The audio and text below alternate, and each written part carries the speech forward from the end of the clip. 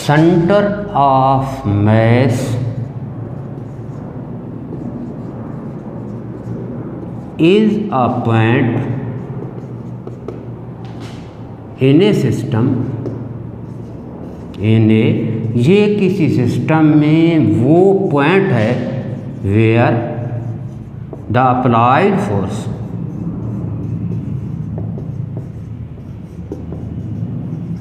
causes the system to move, कि जिसमें system जो है हरकत करता है, लेकिन शर्त क्या है, without rotation, without, this is called centre of mass. इसके बाद है हमारा दूसरा आर्टिकल जिसका नाम है सेंटर ऑफ ग्रेविटी। हम कोई बॉडी ले लेते हैं। A body consist of large number of particle and each particle is attracted by the earth. Each particle, her particle को ज़मीन जो है अपनी तरफ क्या कर रही है, अपनी तरफ खींच रही है।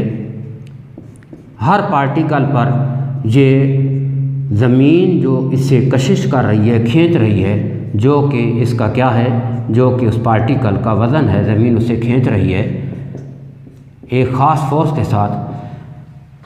तकरीबन ये वाली जो फोर्सेस हैं, ऑलमोस्ट तकरीबन जो है हम कह लें कि ये सब क्या हैं, ये सब क्या हैं, ये पैरेलल हैं। और इन तमाम पैरेलल फोर्सेस से रिज़ल्टेंट फोर्स हासिल कर ली जाए तो वो जो रिज़ल्टेंट फोर्स होगी, रिज़ल्टेंट फोर्स, इन तमाम फोर्सेस से हासिल होने वाली जो रिज़ल्टेंट फोर्स होगी, वो रिज़ल्टेंट फोर्स वो कहलाएगा वेट ऑफ द बॉडी, वो जिस्म का वज़न कहलाएगा।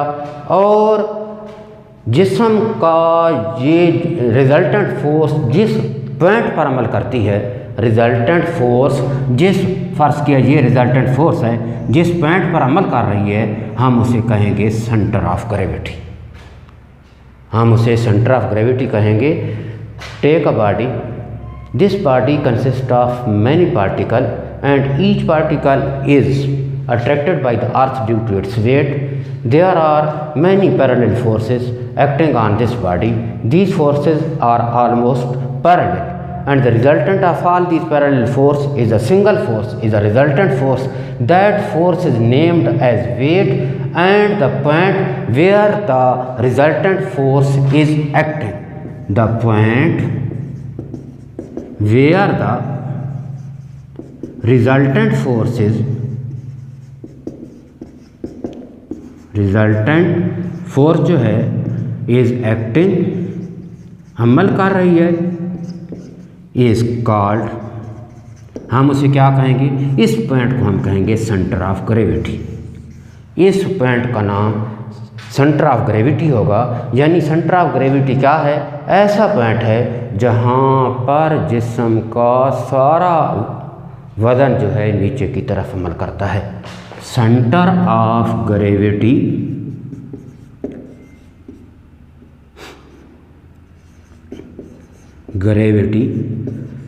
वो पॉइंट है जहाँ पर जिस्म का सारा वज़न नीचे की जानिब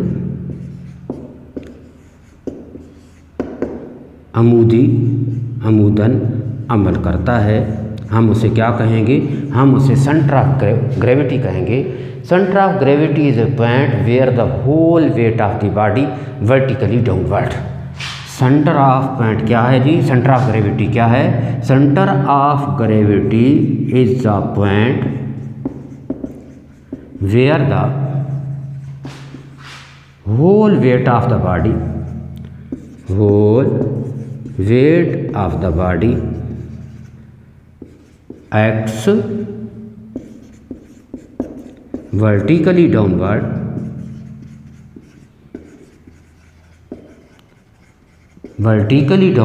is called, हम उसे क्या कहेंगे, सेंटर ऑफ ग्रेविटी कहेंगे। सेंटर ऑफ ग्रेविटी बाकायदा इज्साम का, कुछ बाकायदा इज्साम का सेंटर ऑफ ग्रेविटी कहाँ होगा? Centre of gravity of symmetrical objects.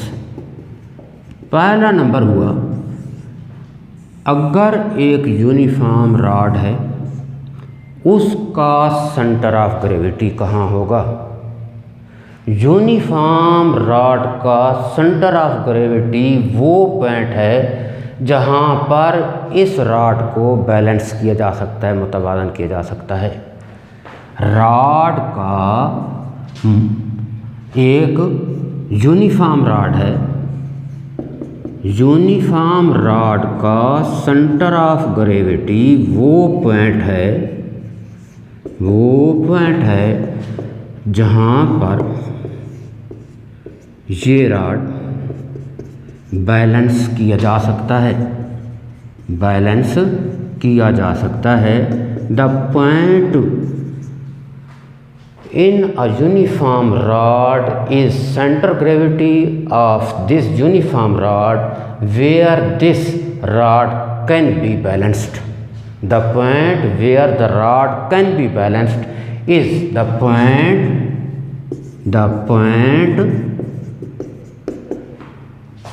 in the rod where it can be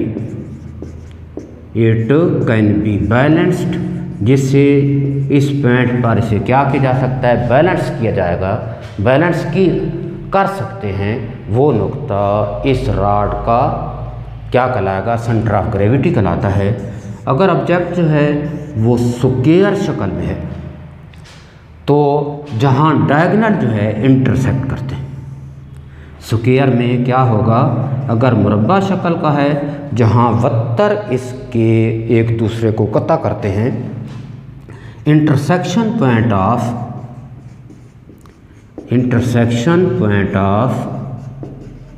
diagonal, intersection point of diagonals का जो नुक्ता तकाते हैं वो स्क्वायर का सेंटर ऑफ ग्रेविटी कहलाएगा। अगर एक मुस्ततील है, रेक्टेंगल है, ये स्क्वायर था, ये मुस्ततील जो रेक्टेंगल है, रेक्टेंगल का सेंटर ऑफ ग्रेविटी वो पॉइंट है जहाँ इसके डायगोनल एक दूसरे को कता करते हैं, जहाँ इसके डायगोनल, ये वाला पॉइंट वो जो है जहाँ ये डायगोनल जो हैं, ये डायगोनल एक दूसरे को क्या कर रहे हैं? कता कर रहे हैं, मिल रहे हैं। उस नुक्ते को हम क्या कहेंगे कि रेक्टेंगल का जो सेंटर ऑफ ग्रेविटी है वो क्या होगा?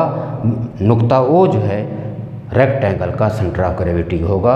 यानी इंटरसेक्शन पॉइंट जहाँ इंटरसेक्ट करेंगे, जहाँ क्या करेंगे? Diagonal, where the diagonal intersect in a rectangle, that point is called the centre of gravity of rectangular bodies. अगर हम इस तरह करें कि if the body is in the form of triangle, अगर ये ट्राइंगल की शक्ल में है, if the body is in triangular form, triangular शक्ल में है, तो जहाँ इसके मीडियन एक दूसरे को क्या करते हैं? जहाँ मीडियन जो है, वस्तानिये जो हैं एक दूसरे को कता करते हैं। द पॉइंट वो नुक्ता वेयर द मीडियन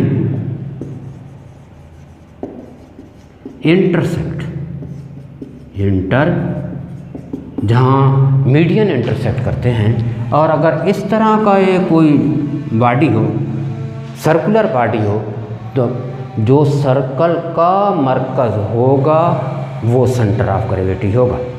सर्कल का सेंटर क्या होगा? इस सर्कुलर बॉडी का सेंटर ऑफ ग्रेविटी कहलाएगा।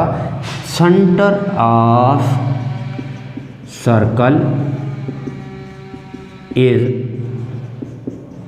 Centre of gravity of circular body. इस सर्कुलर बॉडी का सिलेंड्रिकल शेप का हो, सॉलिड हो या हॉलो हो, इसका जो एक्सिस है, एक्सिस का जो मिडल पॉइंट है, इसका जो एक्सिस है, middle point of axis, middle point of, इसका मिडल पॉइंट जो है वो क्या कहलाएगा, एक्सिस कहलाएगा। एक्सिस का जो मिडल, ये जो है एक्सिस जो है, इसका जो मिडल पॉइंट है वो सेंटर ऑफ ग्रेविटी कहलाएगा।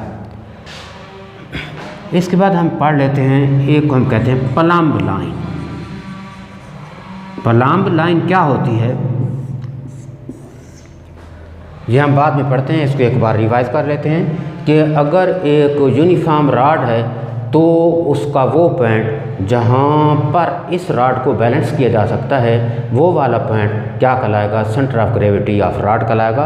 The centre of gravity of a rod is a point where the rod can be balanced. और अगर स्क्वायर शक्ल का हो बॉडी हो या रेक्टेंगुलर बॉडी हो तो जहाँ उसके डायगोनल एक दूसरे को इंटरसेक्ट करते हैं वो वाला पॉइंट जो है उनका सेंटर ऑफ ग्रेविटी कहलाएगा।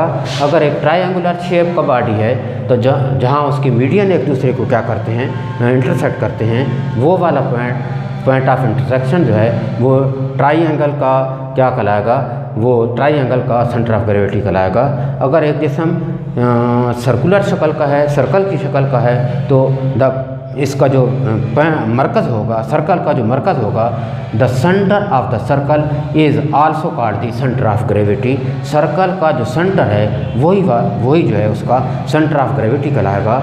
और अगर एक सिलेंड्रिकल शेप का बॉडी हो तो उसका जो एक्सिस होता है, एक्सिस के जो दरमियान का पॉइंट होता है, हम उसे क्या कहते हैं, हम उसे मिडल, ये जो मिडल पॉइंट होगा वो उसका सेंटर ऑफ ग्रेविटी होगा। यहाँ तक था आज का।